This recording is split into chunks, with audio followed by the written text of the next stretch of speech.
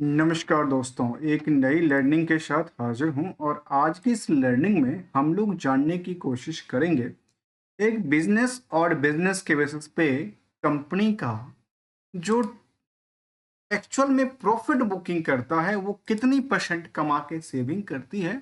अर्थात ये कह सकते हैं कि बिजनेस मॉडल से लेकर के स्टॉक मार्केट की फाइनेंशियल ट्रेंड तक की चर्चा हम लोग करने की कोशिश करेंगे। कंपनी का नाम है TCFC फाइनेंस लिमिटेड। सबसे पहले एक झलक दिखाते हैं आपको उन पहलुओं को जहां पे हमने इसको कैप्चर करने की कोशिश किया। हमने पूरे के पूरे मार्केट से कुछ ऐसी कंपनी को सर्च करने की कोशिश किया जिसका प्राइस टू अर्निंग जो है, अर्थात जितना कंपनी पर शेयर कमाती है उसका नंबर के लिहाज से वो 10 गुना से ज़्यादा ना हो। साथ में करंट मार्केट की प्राइस करीब 50 से लेकर 100 रुपए की रेंज में हो, निवेशकों का इंटरेस्ट करीब 5,000 से ज़्यादा लोग इंटरेस्टेड हों कंपनी में और इसमें निवेशक का लिस्ट शामिल करता हूँ। कंपनी का नाम TCFC फाइनेंस लिमिटेड। चलिए जानने की कोशिश करेंगे। मार्केट कैप तो काफ़ी छोटा सा है, नाम से पता चलता है कि ये कंपनी NBFC के तौर पे कंपनी कामकाज करती है, लेकिन यहाँ पे कहती है business of finance and investment company बनी हुई दिखती है। अब आखिर इस इन्वेस्टमेंट वाली कंपनी को लेकर क्या आंकड़ा साझा करती है।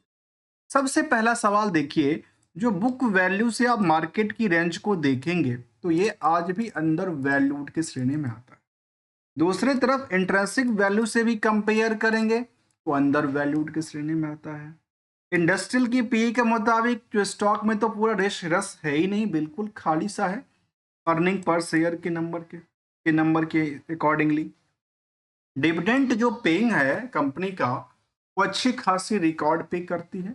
साथ में यदि प्रमोटर का कंट्रोल देखा जाए तो एक छोटी सी कंपनी 68% का कंट्रोल प्रमोटर के हाथ में है और कंपनी 1 रुपए का भी कर्ज नहीं लिया, जबकि करंट रेशियो के नंबर काफी ज्यादा हाइक की बात करती देखी गई है।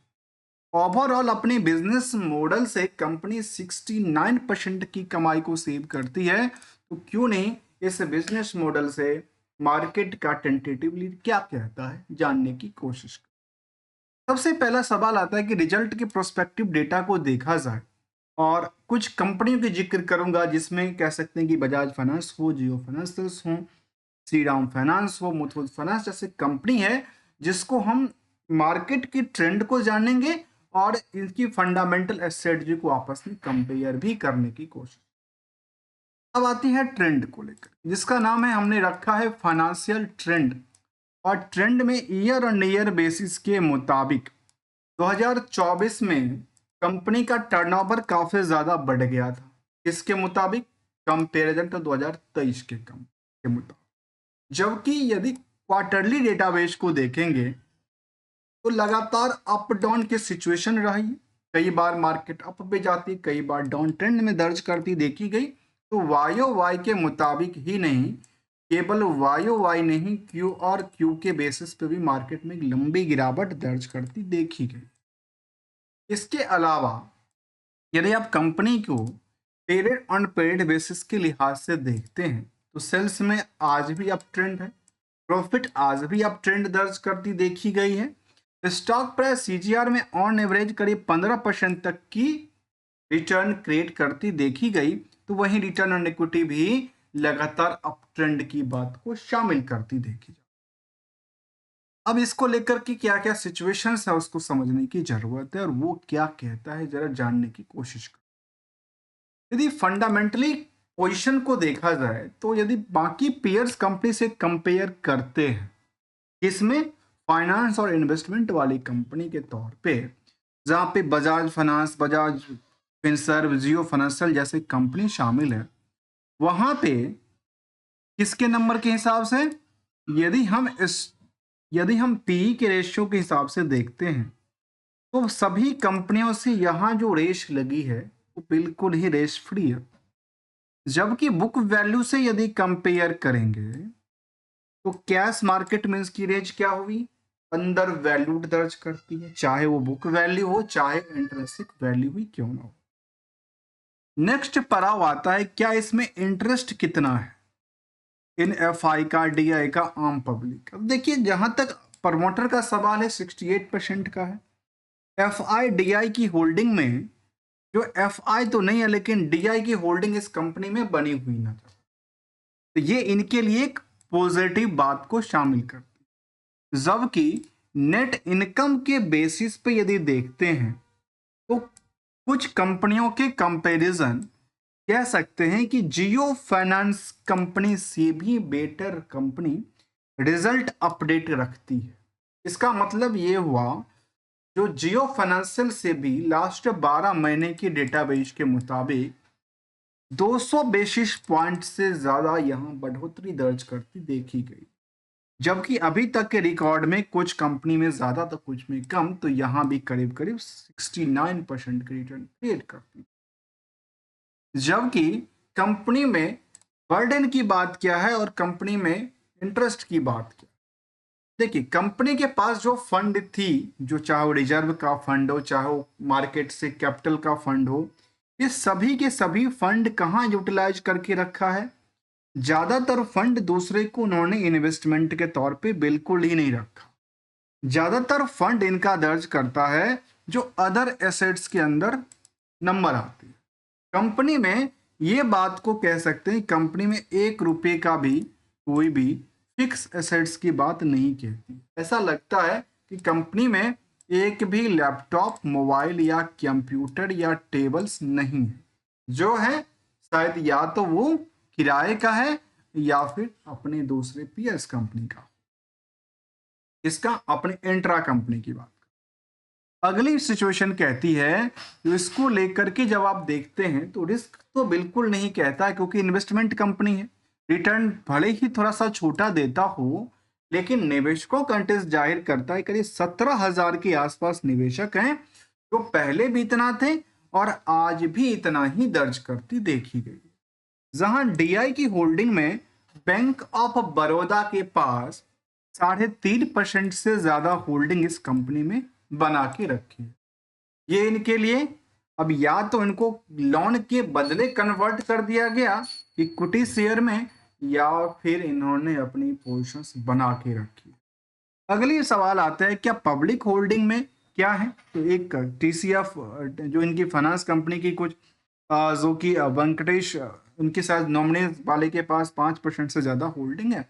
अल्टीमेटली कह सकते हैं कंपनी के जो इंटरनल हैं उसमें करीब 73-74% के आसपास होल्डिंग उनके पास ही खुद है।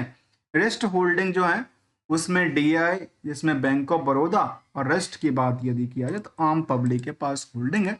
इसमें 17 से 18,000 निवेशकों का इंटरेस्ट जुड़ा हुआ दिखता है। ये वो कंपनी की लिस्ट है जिसमें बैंक ऑफ बड़ौदा ने अपने अलग अलग अकाउंट्स के थ्रू अलग अलग कंपनी में अपनी पोजीशंस लेके बैठी है, चाहे वो लोन के बदला हो, चाहे वो निवेश के टर्म में। इसके अलावा यदि हम उन पार्टों को देखने की कोशिश करते हैं तो रिसेंटली की बात करूं तो कंपनी ने 27 जनवरी को लेकर के अपडेट दिया था। तो कंपनी अपनी रिजल्ट 5 फरवरी को बोर्ड मीटिंग को लेकर अपडेट दिया था। अर्थात यहाँ पे ध्यान देने वाली बात होगी, कानो कान खबर क्या चल रही है। जबकि मार्केट में फिलहाल के लिए कह सकते हैं मार्केट यहाँ पे अप ट्रेंड करने की जिक्र करती देखी गई, तो मार्केट में शायद कानो खान खबर हो सकती। जहां तक कंपनी का सवाल है तो कंपनी क्या क्या करती है, कंपनी की वेबसाइट्स पे ऐसा कोई भी इंफॉर्मेशन नहीं दर्ज करती। केवल और केवल कंपनी ने ये कहा कि हम नॉन बैंकिंग फाइनेंशियल कंपनीज हैं और as listed as Bombay stock exchange के साथ लिस्टेड है, और इनकी ट्रेडिंग में मार्केट में 5% तक की सर्किट यदि लगती है तो ये एक डेटाबेस साझा कर। जबकि डिविडेंड के मामले में कंपनी एक्टिव रहा है 2018, 19, 21, 22, 23, मतलब बीच में कुछ साल गैप किया था, लेकिन आजकल दोबारा थोड़ा बहुत देना स्टार्ट कर चुका। जबकि निवेशकों का इंटरेस्ट में यदि कंपेयर करते हैं सेंसेक्स की पॉइंट ऑफ व्यू से, तो वहां पे कुछ टाइम फ्रेम में तो मार्केट में इसकी डिमांड बढ़ी है, तो कुछ टाइम में इनकी डिमांड में घट क्या हुई है, डिक्लाइनिंग रेशियोज भी दर्ज करती देखी गई है। यदि कंपेयर करेंगे इसको इनके पीयर्स कंपनी के फंडामेंटल, तो हमने समझा कि सबसे बेटर यदि कोई कंपनी रिजल्ट एक्सपेक्टेशन दे रही है तो यहाँ पे इनका भी नंबर जाहिर करता है, चाहे वो बुक वैल्यू हो, चाहे इंट्रिंसिक वैल्यू हो, चाहे वो नेट इनकम मार्जिन हो।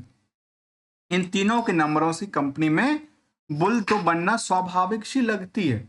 लेकिन यदि आप इनको कंपेयर करते हैं पिछले एक साल की चार्ट ग्राफ से बाकी कंपनियों से, जहां पे Bajaj finance, Jio financial, Shriram finance, Muthoot finance जैसी कंपनी है, वहां पे यहां भी देखने को मिला पिछले एक साल के दौरान, तो यहां भी खरीदारी था, तो कुछ कंपनी में जम के खरीदारी देखने को मिला।